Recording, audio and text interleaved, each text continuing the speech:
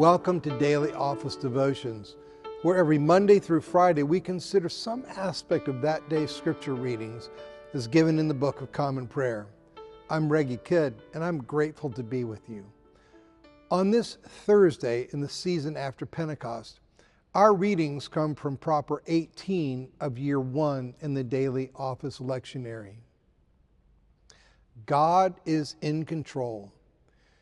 In my view, one of the most striking vistas in all Israel is to be found at the summit of the Herodium, a hill in the Judean desert 3 miles southeast of Bethlehem that, according to Josephus, the first century Jewish historian, King Herod the Great had his engineers artificially make taller and rounded off in the shape of a breast.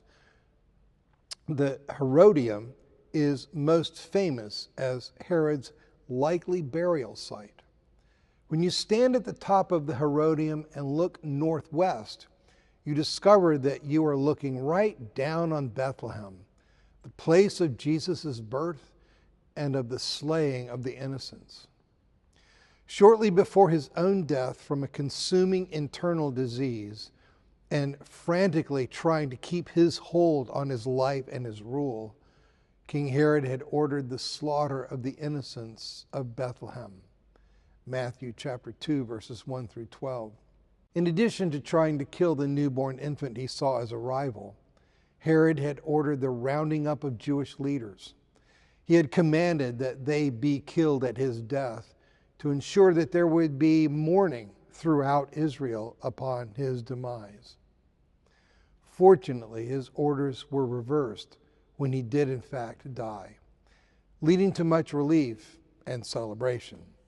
It's not difficult to imagine Herod's funeral procession bringing his bier right past Bethlehem on its way to its burial place from Herod's palace in Jericho a few miles away, right past Bethlehem, and within earshot of mothers still bewailing the massacre of their babies.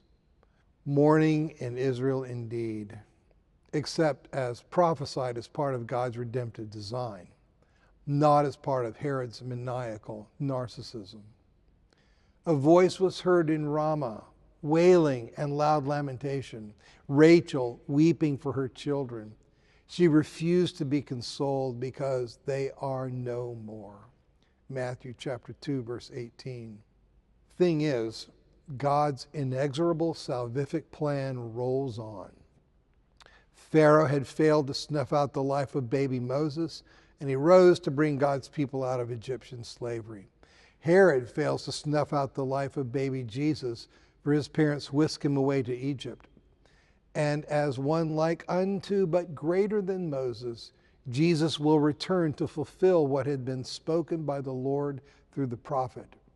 Out of Egypt I have called my son. Matthew chapter 2, verse 15, and Hosea chapter 11, verse 1.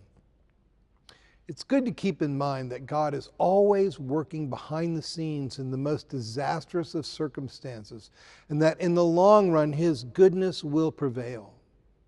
Elijah's time in exile and the miraculous way he sees God take care of the widow of Zarephath prepares him for his confrontation with Ahab and the priests of Baal. Obadiah, though a lover of Yahweh, finds himself in charge of the court of militantly pagan Ahab's court. Elijah calls upon him to risk outing himself by announcing Elijah's coming.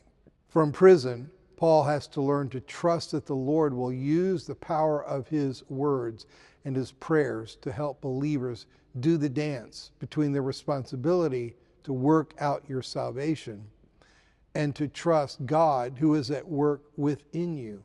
Philippians chapter 2, verses 12 through 13. He has to trust that people will see in his emissaries, Timothy and Epaphroditus, Christ-like examples of what it is to hold fast to the word of life, to shine like stars in the world, even in the midst of a crooked and perverse generation. Philippians chapter 2, verse 15. The challenge is ever before us. We may face monstrous egos like Herod or Ahab with the misery they create for everybody around them. We may cope with difficult providences like Paul, which would seem to limit any influence we could have for good. Or we may even be called like Obadiah to do what seems crazy, literally or metaphorically suicidal.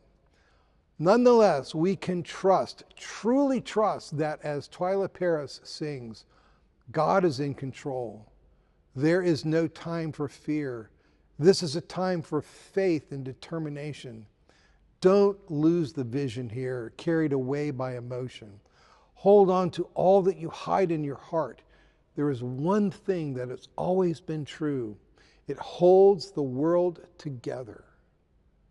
God is in control. We believe that His children will not be forsaken. God is in control. We will choose to remember and never be shaken. There is no power above or beside Him. We know God is in control. Oh, God is in control. History marches on. There is a bottom line drawn across the ages. Culture can make its plan. Oh, but the line never changes. No matter how the deception may fly, there is one thing that has always been true. It will be true forever. He has never let you down. Why start to worry now? He is still the Lord of all we see, and He is still the loving Father, watching over you and me, watching over you, watching over me, watching over every little sparrow, every little thing.